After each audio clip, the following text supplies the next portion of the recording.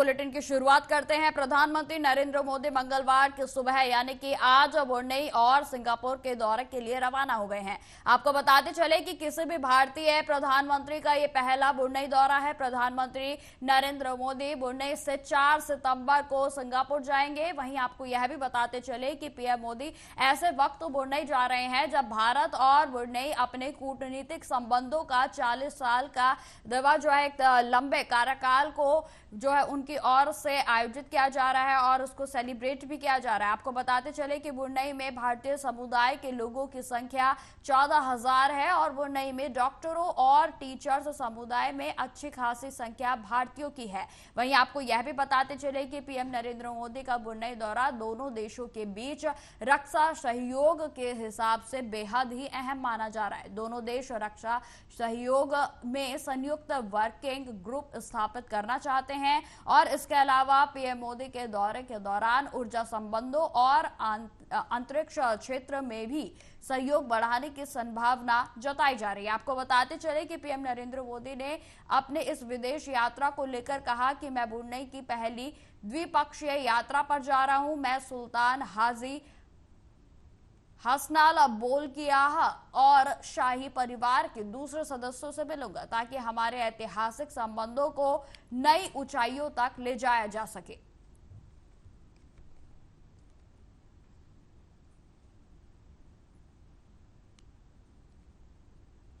खबरों में आगे बढ़ते हैं। राउस एवेन्यू कोर्ट ने Delhi Waqf board money laundering मामले में ईडी के अंतर्गत आपके विधायक अमानतुल्लाह खान की 4 दिन की हिरासत में उन्हें भेज दिया है। आपको बताते चले कि आम आदमी पार्टी के विधायक अमानतुल्लाह खान ने इस पर कहा कि यह एक झूठा मामला है और जिसके लिए उनके पास कोई सबूत या फिर रिकवरी नहीं है। सीबीआई, ईडी और एसीबी सभी अलग अलग बातें कहते हैं।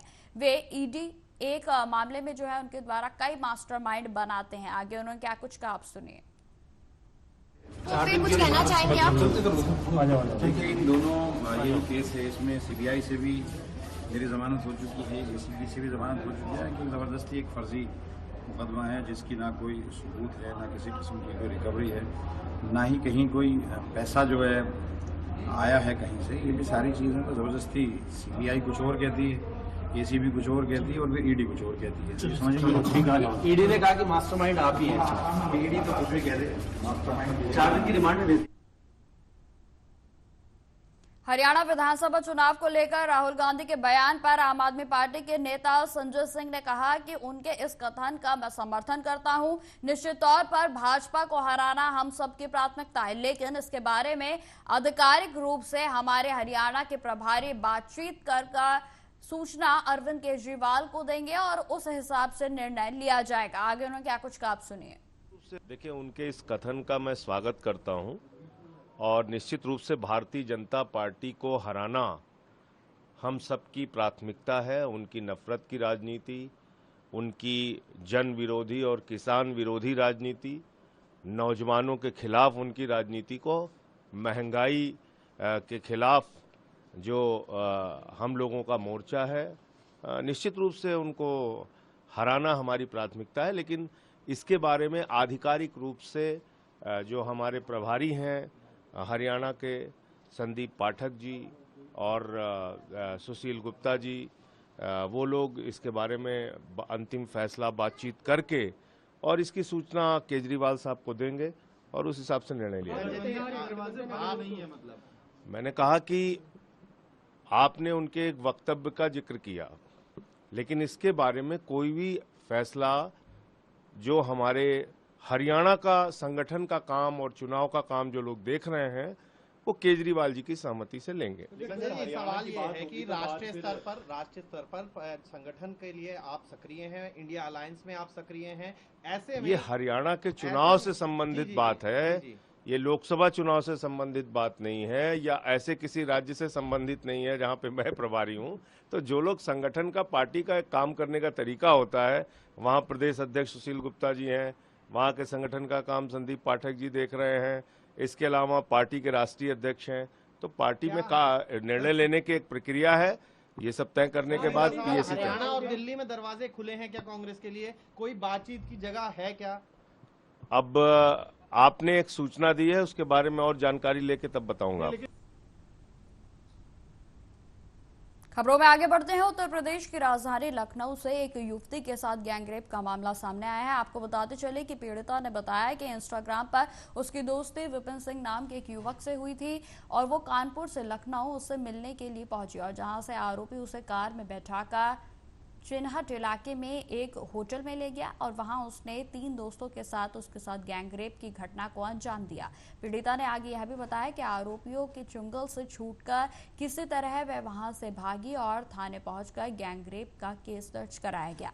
पीड़िता की शिकायत पर पुलिस ने विनय सिंह, इनाम सिंह और विपिन सिंह के खिलाफ गैंगरेप समेत अन्य धाराओं में केस दर्ज कर जांच भी शुरू कर दी। आपको बताते चले कि पीड़िता ने पुलिस को यह भी बताया है कि वो कानपुर की रहने वाली है और मॉडलिंग करती है। इंस्टाग्राम पर उसकी दोस्ती विपिन सिंह से हुई थी और उसने मुझे फोन कर एक डायरेक्टर से मिलाने के लिए लखनऊ बुलाया था। वो 28 अगस्त को चिन्हिट के मिटियारी चौराहे पर पहुंची और वहां विपिन उसका इंतजार कर रहा था और जिसके बाद इस पूरी वारदात को अंजाम दिया गया। थाना चिन्हिट को एक सूचना प्राप्त हुई जिसमें एक 23 वर्षीय महिला द्वारा बताया गया कि 28 अगस्त 2024 को विपिन सिंह नाम के एक व्यक्ति ने उन्हें फिल्म में काम दिलाने के नाम पर मटियारी में एक होटल में बुलाया और वहां पे उनके साथ दुष्कर्म किया। इस घटना का संज्ञान लेते हुए थाना चिन्हिट पर एक सुसंगत धाराओं में अभियोग पंजीकृत किया गया है। पुलिस द्वारा 2 अभियुक्तों को इसमें हिरासत में ले लिया गया है। अग्रिम विधिक कार्रवाई की जा रही है। उत्तर प्रदेश के लखीमपुर खीरी में बाघ का आतंक थमा नहीं था कि दूसरे इलाके में लुधौरी के वन रेंज क्षेत्र में जोखीपुरवा गांव के बाहर गन्ने के खेत में तेंदुआ दिखा है। आपको बताते चले कि तेंदुआ देखे जाने के बाद ग्रामीणों में दहशत का माहौल बना हुआ है। ग्रामीणों ने बताया कि तेंदुए ने एक कुत्ते पर भी हमला किया लेकिन कुत्ता बच गया। वहीं लोगों को जागरूक करने व सुरक्षित करने के लिए वन विभाग के द्वारा चलाई जा रही मुनादी गाड़ी जो कि अनाउंस कर रही है कि लोग अपने घरों से ना निकले, अगर कोई जरूरी काम हो तो भीड़ में निकले, बच्चों को घर में ही रखें। साथ ही साथ आपको बताते चले कि बाघ को पकड़ने के पुख्ता इंतजाम किए जा रहे हैं। चारे के लिए भैंस का बच्चा व बकरी के भी पिंजरे जो हैं उनको रखा गया है और ये तमाम इंतजाम विभाग की ओर से किए गए, परंतु फिर भी अब तक वन विभाग के हाथ खाली हैं।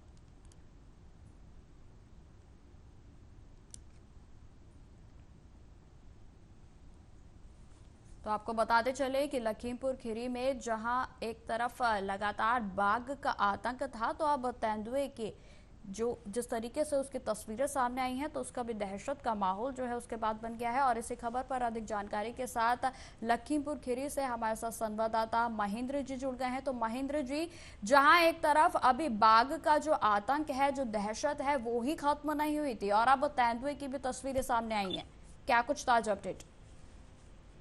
जी, अभी बाघ का आतंक खत्म नहीं हुआ था, लेकिन अभी लुधौरीपुर गांव है, एक जोधीपुरवा, लुधौरीपुर के अंतर्गत एक जोधीपुरवा गांव पड़ता है। वहां पर खेतों में तेंदुआ देखा गया, जिससे ग्रामीणों में दहशत भी काफी व्याप्त हो गई। हालांकि पुलिस जब वन विभाग के लोगों को पता चला तो उन्होंने अपनी गाड़ी से लोगों को आगाह करने के लिए अपनी गाड़ी के द्वारा मुनादी भी कराई है कि लोग अपने घरों से निकले तो एक मतलब जत्थे के साथ निकले, अकेले कोई भी व्यक्ति ना निकले। जी महेंद्र जी, अगर बात की जाए बाघ के आतंक की, तो वो पिछले 30 दिन से लोगों की नाक में जो है उसने दम कर रखा है और अब जो है ये दूसरी एक और परेशानी जो है वो तेंदुए की सामने आई है। तो कहीं ना कहीं जो वन विभाग है वो पूरे तरीके से विफल होता हुआ नजर आ रहा है। महेंद्र जी, देखिए, जंगली जानवरों का वन से बाहर आना कहीं ना कहीं एक चिंता का कारण वन विभाग के लिए होता जा रहा है और इस तरीके की जो घटनाएं होती हैं इससे लोगों में एक भारी दहशत व्याप्त हो जाता है, जिससे लोग घरों में दुबक कर बैठे रहते हैं, कोई काम के लिए बाहर नहीं निकल पाते हैं, उनको कई तरीके की दिक्कतों का सामना करना पड़ता है। हालांकि आज लखीमपुर में वन मंत्री आ रहे हैं और देखिए वो क्या निर्देश देते हैं आगे के लिए। जी, अगर सुरक्षा व्यवस्था की और तमाम अगर व्यवस्थाओं की बात की जाए तो वन विभाग की ओर से क्या कुछ कदम उठाए गए हैं अभी तक? देखिए, वन विभाग ने सुरक्षा के मद्देनजर बताया मैंने पहले भी कि मुनादी कराते हैं कि आप लोग घरों से बाहर ना निकले, बहुत ही जरूरी काम हो तो घरों से बाहर निकले, वो भी कई लोगों के साथ निकले, अकेले ना निकले, बच्चों को घरों में रखे। इस तरीके की कई योजनाएं लोगों को आगाह करते हैं, वो लोगों को सूचित करते हैं कि आगे वो ऐसे ना निकले। जी, अगर बात की जाए तेंदुए के द्वारा क्या अभी तक किसी को अपना शिकार बनाया गया है, इस तरीके की कोई खबर अभी तक, दुखद खबर कहूंगी मैं, क्या कोई ऐसी कोई खबर सामने आई है महेंद्र जी? तेंदुए के द्वारा कोई शिकार की कोई घटना भी सामने नहीं आई है। बस ये है कि ग्रामीणों द्वारा तेंदुआ देखा गया है, टार्च के माध्यम से उन्हें लगा होगा तो उन्होंने टार्च दिखाया तो उसमें तेंदुआ साफ नजर आता है कि कोई तेंदुआ जो उसमें गन्ने के खेत में बैठा हुआ है, जिससे दहशत व्याप्त हो गई है। जी महेंद्र जी, आखिरी सवाल, और बाघ को लेकर क्या कुछ अपडेट मिल रहा है? क्योंकि देखिए बाघ की भी जो तलाशी है लगातार, उसको लेकर सर्च ऑपरेशन जारी है और तमाम तरीके के जो वन विभाग की ओर से पिंजरे भी लगाए गए हैं, तो बाघ को लेकर किस तरीके का अपडेट है अभी तक? इस सबसे ज्यादा अगर समस्या कही जाए तो बाघ को लेकर ही है। लगभग 2 ड्रोन और 22-23 कैमरों से लैस कर दिया गया आसपास का क्षेत्र। हालांकि एक बहुत ही ये घटना आई कि कैमरे में बाघ की तस्वीर तो कैद हुई, लेकिन पिंजरे में बाघ कैद नहीं हुआ है, जिसे तस्वीर आने के बाद गांव में दहशत और भी बढ़ गई है। और ये एक उसके लिए वन विभाग के लिए एक चुनौती भी बनी हुई है कि कब बाघ आखिर कैद होगा इस पिंजरे में।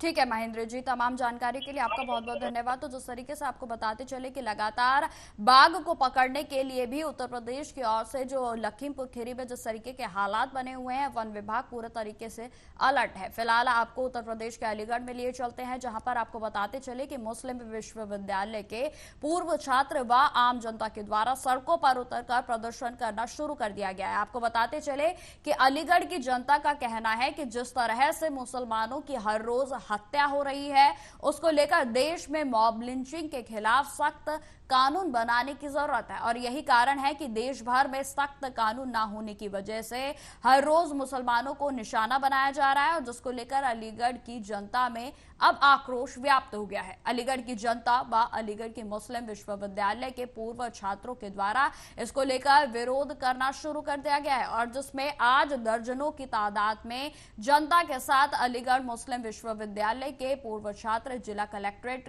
पर पहुंचे, और जहां उनके द्वारा देश के प्रधानमंत्री नरेंद्र मोदी के नाम पर एक पत्र भी लिखा गया। आपको बताते चले पत्र में मांग की गई है कि जिस तरह से सिर्फ मुसलमानों को मॉब लिंचिंग का शिकार बनाया जा रहा है, इस पर सख्त कानून बनाने की जरूरत है, और इस मामले को सदन में उठाने के लिए उनके द्वारा सांसदों से भी अपील की गई है। तमाम सांसदों से उनके द्वारा अपील करते हुए देश में तत्काल मॉब लिंचिंग के खिलाफ कानून बनाने की मांग करते हुए देश में फैल रही अराजकता पर रोक लगाने की बात भी कही गई। लोगों का कहना है कि जिस तरह से हर रोज घटनाएं सामने आ रही हैं, सिर्फ उसमें मुसलमान ही दोषी ठहराए जाते हैं, जबकि मुसलमान के नाम पर सिर्फ हत्याएं हो रही हैं, और जिसको लेकर आज उनके द्वारा एक पत्र देश के प्रधानमंत्री के नाम पर लिखा गया है। ज्ञापन जो दिया गया है, हमने जब से 2014 से बीजेपी की सरकार आई है तब से अल्पसंख्यक, आदिवासी और पिछड़े लोगों पे जो है अत्याचार हो रहे हैं, जिसको आजकल मॉब लिंचिंग का नाम दिया जा रहा है। हाल फिलहाल में जो मॉब लिंचिंग हो रही है वो क्यों हो रही है, ऐसे टाइम पे ही क्यों होती है? किसी प्रदेश में चुनाव होता तो उस वक्त ये माहौल खराब कराने की कोशिश क्यों होती है? इस चीज का लोगों को ध्यान रखना चाहिए कि इस तरीके की मॉब लिंचिंग हो रही है, सरकार इस पर क्या रुख तैयार कर रही है। मैं अपने तमाम एमपीओ से गुजारिश करता हूँ, एक अपील करता हूँ कि मॉब लिंचिंग जहां जहां मॉब लिंचिंग हो रही है, ऐसी मॉब लिंचिंग के खिलाफ पार्लियामेंट में सख्त से सख्त कानून बनाने की गुजारिश की जाए और इस पे जल्द से जल्द कानून बनाया जाए।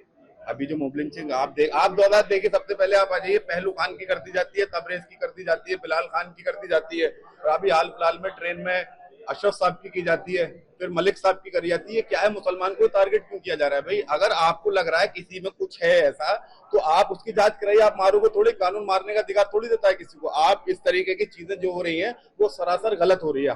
हम सरकार से ये अपील करेंगे इस तरीके की मॉब लिंचिंग को जल्द से जल्द रोकने का प्रयास किया जाए। अभी अलीगढ़ में हुई थी, देखिए मतलब किस तरीके से मॉब लिंचिंग कर दी, उसको मार भी गया, उसी के परिवार को मुकदमा दर्ज करा दिया गया। ये कहीं ना कहीं माहौल खराब कराने की कोशिश की जा रही है। हमने राष्ट्रपति जी को ज्ञापन दिया है और हम यही मांग करते हैं जो भी मॉब लिंचिंग हो रही है उन पर जल्द से जल्द सख्त कानून बनाया जाए।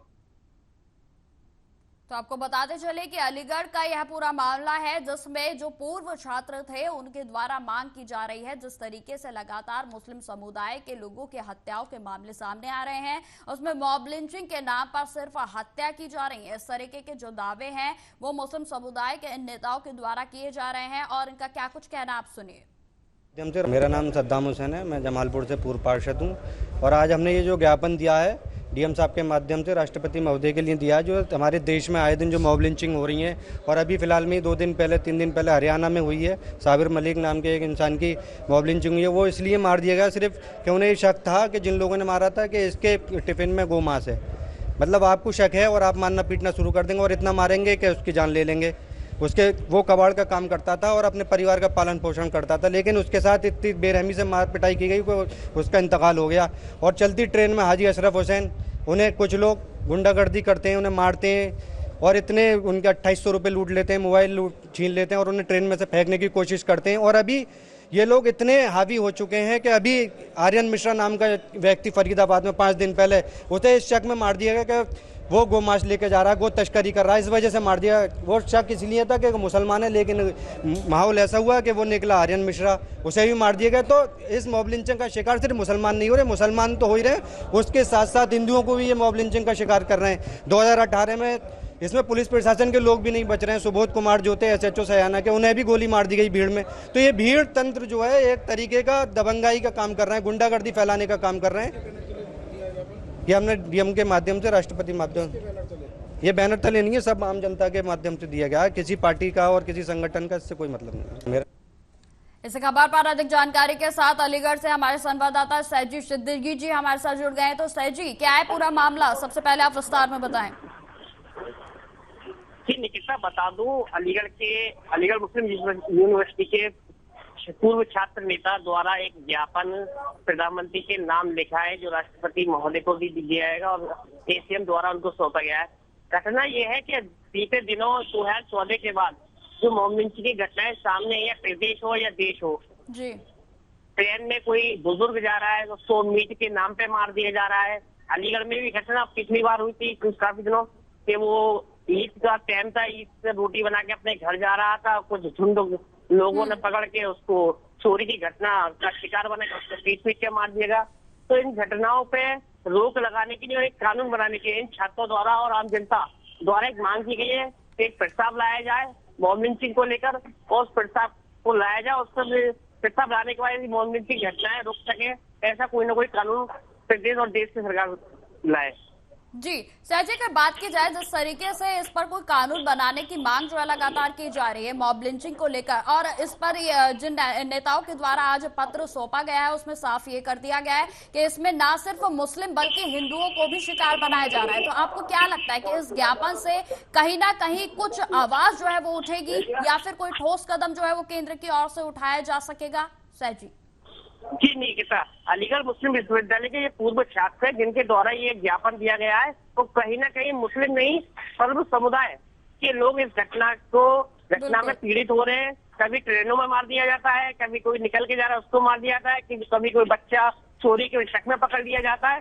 तो ज्यादातर जो घटना है जो मुस्लिम एक समुदाय, जो विशेष समुदाय, उसके ऊपर ज्यादा हो रही है। तो इन घटनाओं को रोकने के लिए कहीं ना कहीं उनका कहना है कि एक कानून लाया जाए जो कड़ा कानून हो, जो मॉब लिंचिंग की घटनाएं रोक लग सके। ये कहीं ना कहीं एक छात्र, अलीगढ़ मुस्लिम विश्वविद्यालय के छात्रों द्वारा इस ज्ञापन को दिया गया है। कहीं ना कहीं उनकी तरफ से ये मांग भी की गई है कि ऐसी घटनाएं कब तक होती रहेंगी। ये घटनाएं एक बहुत ही गंभीरता का रूप ले लेती है। कहीं ना कहीं इस घटना से पूरा समाज या पूरा देश की नजरें भी नीचे झुकती है। जी सैजी, अगर बात की जाए जिस तरीके से नेताओं की ओर से लगातार ये कहा गया है, जिनके द्वारा ये पत्र सौंपा गया, उन्होंने कहा कि मॉब लिंचिंग की जिस तरीके से लगातार देश में घटनाएं बढ़ती जा रही हैं, तो मैं आपसे जानना चाहूंगी क्या अलीगढ़ में भी इस तरीके का कोई मामला सामने आया है? जी निकिता, पिछले जो ईद के टाइम पर एक लड़का था जो अपना रोटी बनाने का काम कर रहा था, वो रोटी बना के अपने घर जा रहा था। माऊवाली इलाके में कुछ युवकों द्वारा उसको घेर लिया गया और उसको इस तरीके से पीटा गया रोडों से और डंडों से कि उसको पीट के उसकी हत्या कर दी गई। तो फिर उसके द्वारा जब उसकी हत्या हो गई तो जो जिन्होंने मारा था वो उस पर आरोप रहेगा ये चोरी करने हमारे घर में घुसा था। उसको लेकर काफी समाजवादी पार्टी की डेलीगेशन भी अलीगढ़ आया था। उसकी मांग की थी उसको परिवार को मुआवजा मिले या उसको न्याय मिले। फिर भीम आर्मी के चंद्रशेखर भी यहाँ पर आए थे अलीगढ़, उन्होंने भी मांग की थी, लेकिन अभी तक उस परिवार को कोई न्याय नहीं मिल पाया है, ना ही कोई सरकार की तरफ से मदद मिल पाई है और न ही उसको कोई न्याय नहीं मिल पाया। जो आरोपी जो खुलेआम घूम रहे हैं, न ही उनकी गिरफ्तारी हो पाई है। तो ऐसी घटना अलीगढ़ में भी बीते दिनों आई है। जी सर जी, मैं आखिरी सवाल आपसे लेना चाहूंगी कि जिस तरीके से आपने बताया कि कानून की मांग जो है वो की जा रही है, कानून में किस तरीके प्रावधान या फिर क्या सुझाव जो है वो इन युवाओं के द्वारा दिए गए हैं कि यदि ऐसे कानून होंगे तो शायद मॉब लिंचिंग को रोका जा सकेगा? सर जी नीतिका, इन छात्रों के द्वारा, युवाओं के द्वारा और आम जनता के द्वारा बात की जाए, फिर जो सांसद भवन में बैठे सांसद है उनके द्वारा भी मांग उठाई जा रही है कि कानून लाया जाए। जब तक ये कानून नहीं आएगा इस तरह की घटनाओं पर रोक नहीं लग पाएगा। एक देश को अलग पृथ्वी, जहाँ गंगा जमनी तहजीब कहा जाता था हमारा हिंदुस्तान, उस गंगा जमनी तहजीब को कहीं ना कहीं ठेस पहुंचती नजर आ रही है। और ऐसे कानून नहीं आएंगे, ये घटनाएं बढ़ती रहेंगी और हमारा देश जो कि बहुत ही प्यारा देश है, लोकतंत्र देश है, सबको आजादी देने के आजादी मिली है, जो जैसे चाहे वो वैसा रह सकता है। तो उससे कहीं ना कहीं ये ऐसी घटनाएं हो रही है तो शर्मसार करने वाली घटनाएं समाज में भी, किसी को किसी मजहब के नाम पे मार देना, किसी को मोमिन की घटनाओं के उसको लेकर मार देना, तो ये बहुत बड़ी घटना है। इसको लेकर पूरा सर्व समाज कह रहा है कि एक कानून लाया जाए और उसको पास किया जाए, इससे घटनाएं रुक सके। ठीक है सर जी, आपने बेहद ही अच्छी जानकारी जो है इस खबर पर हमें दी है। फिलहाल आपका इस खबर पर जानकारी देने के लिए धन्यवाद। तो फिलहाल इस खबर में इतना ही और इस बुलेटिन में भी इतना ही। तो फिलहाल नमस्कार।